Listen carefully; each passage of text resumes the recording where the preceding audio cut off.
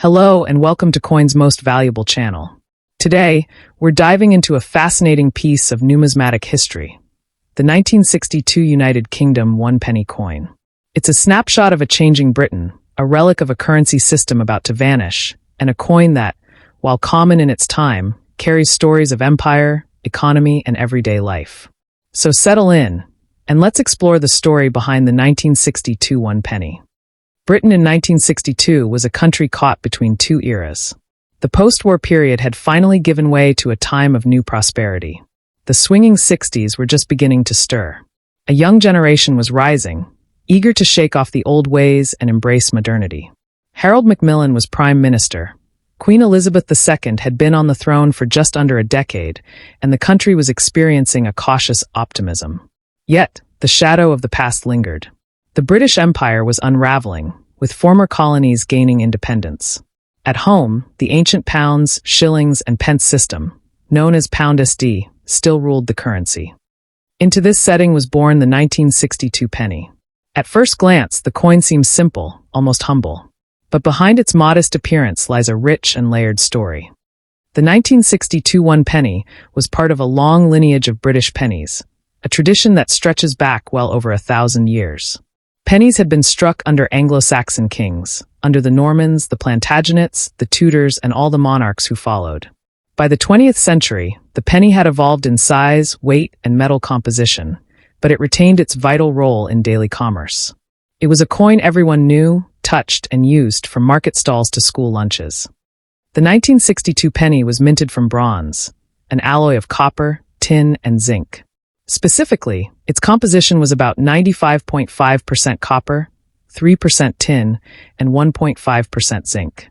Each coin measured 30.81 millimeters in diameter and weighed 9.4 grams.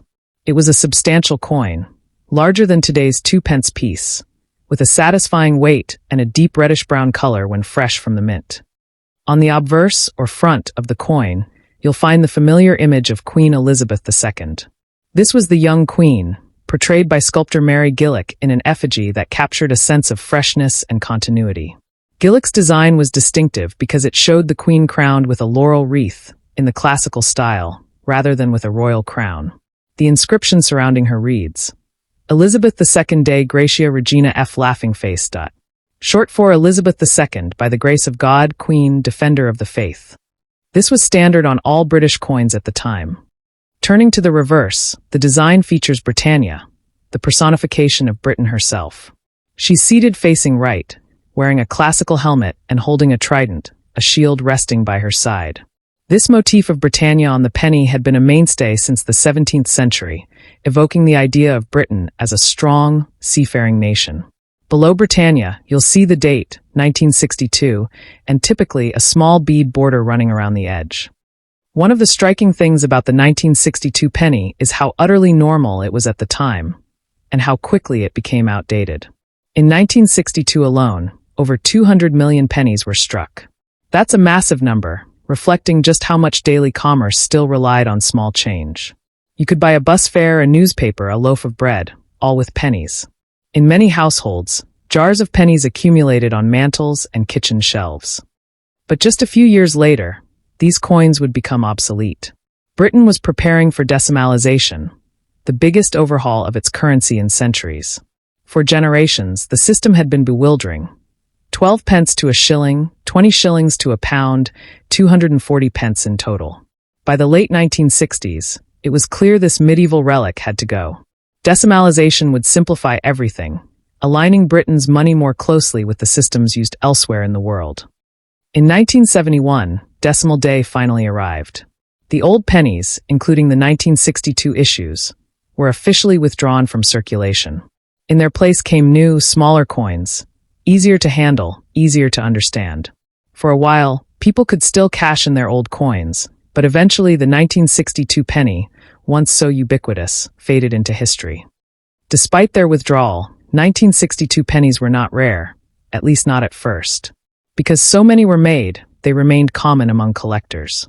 Even today, you can easily find a 1962 penny in old collections, antique shops, or online auctions.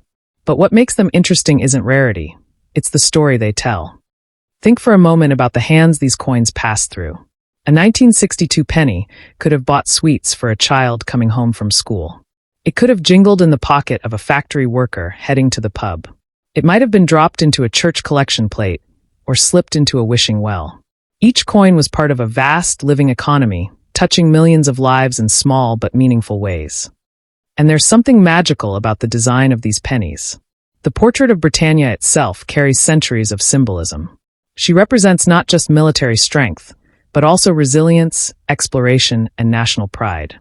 Even as Britain's empire contracted and the world changed, Britannia remained a reassuring figure, steady, stalwart, and enduring. If you hold a 1962 penny today, you can still feel that connection to the past. The coin may be worn, the details softened by thousands of touches. It may have developed a rich patina, the natural darkening layer that forms on bronze over time. But even so, it remains a tiny monument to a very different Britain. Collectors today often ask whether the 1962 penny is valuable. In most cases, the answer is, not particularly. Unless the coin is in truly exceptional condition, what collectors call uncirculated or mint state, it's worth only a few pence or a pound or two. But the real value isn't monetary. It's historical, sentimental, and personal. Some rare variations do exist. Occasionally, you might find a proof version, a coin struck with specially polished dies for collectors, not for circulation. These proofs are rarer and more valuable.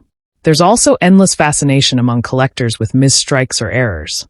Pennies that were misprinted at the mint, with doubled images, off-center designs, or strange planchet flaws. Such errors can command surprising premiums. Still, for most people, a 1962 penny is a common but charming artifact. It serves as a gateway into coin collecting, or into broader interest in British history.